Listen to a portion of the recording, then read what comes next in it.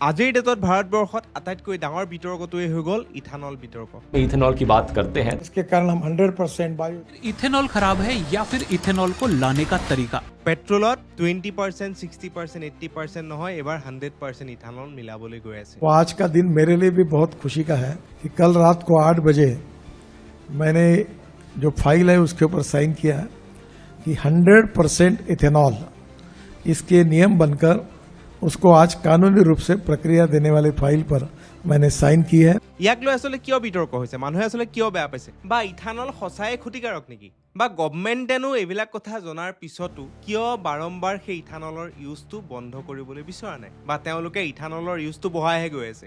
ইথানলৰ এই গোটেই কথাখিনি জানিবলৈ হ'লে আমি ইথানল কি হয়, ক'ৰ পৰা প্ৰস্তুত কৰিব পাৰি, বা ইয়াক ইউজ কৰিলে আমাৰ কি লাভ হ'ব, কি ক্ষতি হ'ব, গোটেইখিনি কথা জানিব লাগিব। এতিয়া বৰ্তমান ভাৰতবৰ্ষত যি ইথানল ব্যৱহাৰ কৰা হৈছে, যি E20 পেট্ৰল হিচাপত 20% ইথানল মিক্স কৰি পেলাই পেট্ৰলৰ 80% দি সেই পেট্ৰলটো বনোৱা হৈছে। মানে 1000 ml পেট্ৰলত 200 ml ইথানল দিছে, আৰু তাৰে 800 ml পেট্ৰল, যোনটো আমি কনভেনশ্যনেলি আগতে ইউজ কৰিছিলোঁ।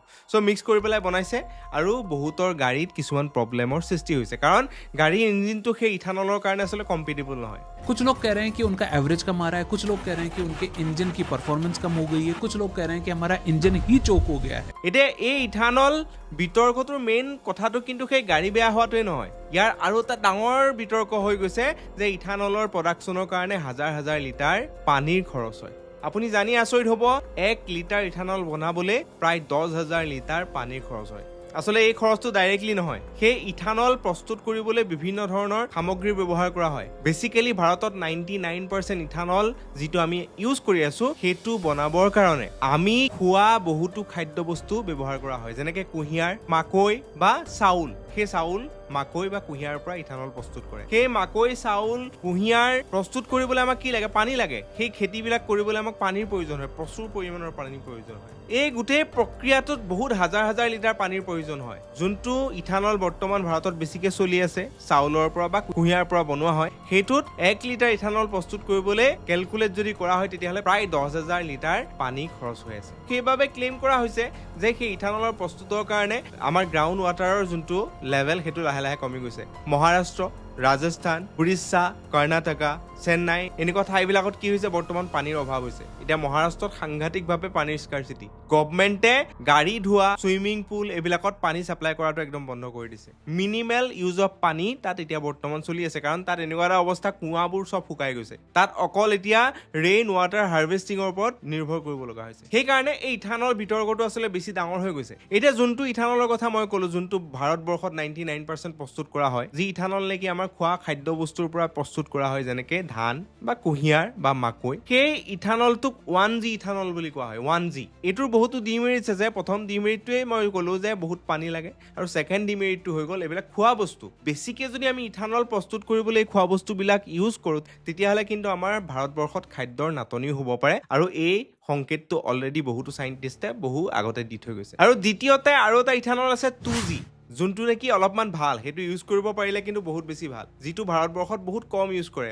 1%তকৈও কম। সেই 2G ইথানল ভাৰতত প্ৰস্তুত কৰা হয়। এই 2G ইথানল কিছুমান আমাৰ এগ্ৰিকালচাৰেল ৱেষ্টৰ পৰা প্ৰস্তুত কৰিব পাৰি, যেনেকে আমাৰ ধান খেৰ বা কুঁহিয়াৰৰ যোনটো ৱেষ্ট, কুঁহিয়াৰ পেৰা পিছত যিটো আচলতে ৱেষ্ট থাকি যায়, সেই ৱেষ্টটো, বা তেনেকুৱা ধৰণৰ মাকৈ বা বিভিন্ন ধৰণৰ উদ্ভিদৰ যোনটো ৱেষ্ট, সেইটোৰ পৰাও ইথানল প্ৰস্তুত কৰিব পাৰি। কিন্তু সেই ইথানল প্ৰস্তুত কৰা যোনটো টেকনলজি, বহুত হাই লেভেলৰ টেকনলজি ইউজ কৰিব লগা হয়। সেইটো কাৰণে ভাৰতবৰ্ষত সিমানটো গতিত আচলতে সেই 2G ইথানলটো প্ৰস্তুত কৰিব পৰা হোৱা নাই। যিহেতু আমাৰ খেৰ, মাকৈৰ যোনবিলাক ৱেষ্ট বা কুঁহিয়াৰৰ যি পেৰাৰ পিছত পেলনীয়া যিবিলাক জাবৰ থাকে, সেইবিলাক আমাৰ কি হয়, দিল্লী বা নৰ্থত সেইবিলাক পুৰাৰ কাৰণে পলিউশ্যনৰ সৃষ্টি হয়, পুৰি পেলাই সেইবিলাক। চ' পুৰাতকৈ যদি সেইবোৰ ইউজ কৰিব পাৰে ইথানল প্ৰস্তুত কৰিবলৈ, তেতিয়াহ'লে কিন্তু সেই পানীৰ যিটো আচলতে প্ৰব্লেম চলি আছে, স্কাৰচিটি হৈছে, তেতিয়াহ'লে আমি সেই ৱেষ্টেজৰ পৰা কিন্তু পানীও বচাব পাৰিম, বা সেই পলিউশ্যনৰ পৰাও আমি পৃথিৱীখনক বা ভাৰতবৰ্ষখনক ৰক্ষা কৰিব পাৰিম। চ' এইটো এটা কিন্তু ভাল বিকল্প আছে। আমি যদি 1Gৰ পৰা বেছিকৈ 2G ফালে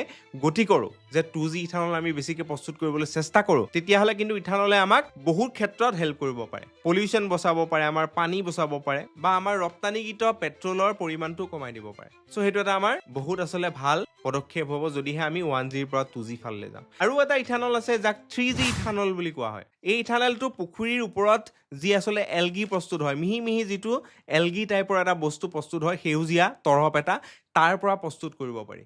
আৰু যদি আমি সেই এলগিটো ইউজ কৰি পেলাই ইথানল প্ৰস্তুত কৰিবলৈ লওঁ, তেতিয়া কিন্তু আৰু উন্নত মানৰ আমি ইথানল পাম, আৰু সেই এলগি ব্যৱহাৰ কৰিলে আমাৰ পুখুৰীটোও চাফা হ'ব, লগতে আমি ইথানলো প্ৰস্তুত কৰিব পাৰিম। চ' সেই ধৰণে কিন্তু আমি সেই পানীৰ যি স্কাৰচিটি হ'ব বা তাক লৈ যি বিতৰ্ক হৈ আছে, সেইবিলাক আমি ৰোধ কৰিব পাৰিম। ইথানলৰ পৰা গাড়ী কি প্ৰব্লেম হৈছে আমি অলৰেডি প্ৰেক্টিকেলি গম পাইছোৱেই। মই নিজেও গাড়ী চলাওঁ, বৰ্তমান পেট্ৰলৰ পৰা আমাৰ কি প্ৰব্লেম হৈছে, মাইলেজ কমিছে নে বাঢ়িছে আমি সকলোৱে গম পাই আছোঁ। মাইলেজ অদ্ভুত ধৰণে কমি যায়, মাজে মাজে গাড়ী ষ্টাৰ্টিঙতো প্ৰব্লেম দিয়ে।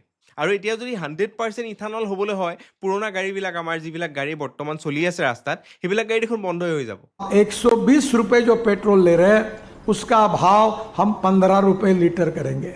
চ' আচলতে এই গোটেই প্ৰক্ৰিয়াটোত এটা সময় ল'ব লাগিছিলে। সময় লৈ পেলাই আমি পৰ্যায়ক্ৰমে ৰিচাৰ্চ কৰি পেলাই আগবাঢ়িব লাগিছিলে যে আমি কেনেকৈ 1Gৰ পৰা 2Gলৈ যাম, 2Gৰ পৰা 3G ইথানললৈ আমি যাব পাৰিম, বা সেই পাৰ্চেণ্টেজটো আমি গাড়ীখন চাই পেলাই কেনেকৈ আমি বঢ়াই যাব পাৰোঁ। এতিয়া 100% যদি ইথানল বনাই দিয়ে, 100% যদি ইথানলৰ পেট্ৰল বনায়, এতিয়া এনেকুৱা গাড়ীবিলাকত যেন আমি কেতিয়াবা ভৰাব পাৰিম? কেতিয়াও নোৱাৰোঁ। গাড়ীখন বন্ধ হৈ যাব, বেয়াই হৈ যাব। তাৰ কাৰণে কমপ্লিট এটা নতুন মডিফাইড ইঞ্জিন বনাব লাগিব। 50% ইথানলৰ কাৰণেও নতুন এটা কমপ্লিট আচলতে ইঞ্জিন বনাব লাগিব, বা এই 20%ৰ কাৰণেও হয়তো নতুন এটা ইঞ্জিনৰ প্ৰয়োজনীয়তা আছিলে, যিটো নেকি আচলতে সময় দিয়া নহ'লে। সেইকাৰণে বহুতৰে গাড়ীত প্ৰব্লেম আহিছে। এইটো এটা কিন্তু আমাৰ গোটেই ভাৰতবৰ্ষৰ গোটেই অভাৰঅল ইকনমিটোৰ কাৰণে এটা কিন্তু হিউজ লছ। আজি আপোনাৰ পাৰ্চনেল গাড়ীখন বেয়া হৈছে মানে এইটো নহয় যে আপোনাৰহে লছ হৈ আছে, ভাৰতবৰ্ষৰো লছ কিন্তু। চ' প্ৰত্যেকজন ব্যক্তিৰে লছ। চ' আমি আশা কৰিম এই ইথানল বিতৰ্কলৈ যিবিলাক প্ৰব্লেম চলি আছে, যিগৰাকী প্ৰভাৱশালী মন্ত্ৰীক লৈ পেলাই বা তেওঁ পৰিয়ালক লৈ পেলাই বা পৰিয়ালৰ কোম্পানীক লৈ পেলাই বিতৰ্ক চলি আছে, এই গোটেইবিলাকৰ আচলতে উৰ পৰিব। আমি 1G ইথানলৰ পৰা 2G ইথানল বা 3G ইথানললৈ আমি গতি কৰিব পাৰিম। বেছিকৈ আমি গুৰুত্ব দিম, টেকন'লজি আমি বেছিকৈ আৰু ভালদৰে ব্যৱহাৰ কৰিম। ভাৰতবৰ্ষখনত যিহেতু পেট্ৰলৰ অলৰেডি বহুতো নাটনি আছে, চ' সেই নাটনিটো দূৰ কৰিবলৈ অবভিয়াছলি আমাক বিকল্প লাগিব, কিন্তু সেই বিকল্পটোৱে যাতে আমাক সৰ্বসাধাৰণক যাতে ক্ষতিগ্ৰস্ত নকৰে সেইটো আমি চাব লাগিব, যাতে আমাৰ পৃথিৱীখনৰ ভাৰসাম্য বৰ্তি ৰখাই পেলাই ক্ষতি নকৰাকৈ, সৰ্বসাধাৰণৰ ক্ষতি নকৰাকৈ যাতে আমি তেনেকুৱা ধৰণৰ টেকন'লজিৰ উদ্ভাৱন কৰিব পাৰোঁ, আমি সেইটোহে চাব লাগিব। আশা কৰিছোঁ ইথানলৰ পৰা যি বিতৰ্ক আছিলে বা যি কনফিউজন আছিলে, আপোনালোকৰ সেইখিনি এই ভিডিঅ'টোৰ পৰা দূৰ হ'ব। আৰু আপোনালোকে ইথানল বিতৰ্কক লৈ কি জানে, বা আপোনালোকৰ গাড়ীখনত কিবা প্ৰব্লেম আহিছে নেকি, বা আপোনালোক চিন্তিত নেকি, কমেণ্টত জনাব। ধন্যবাদ।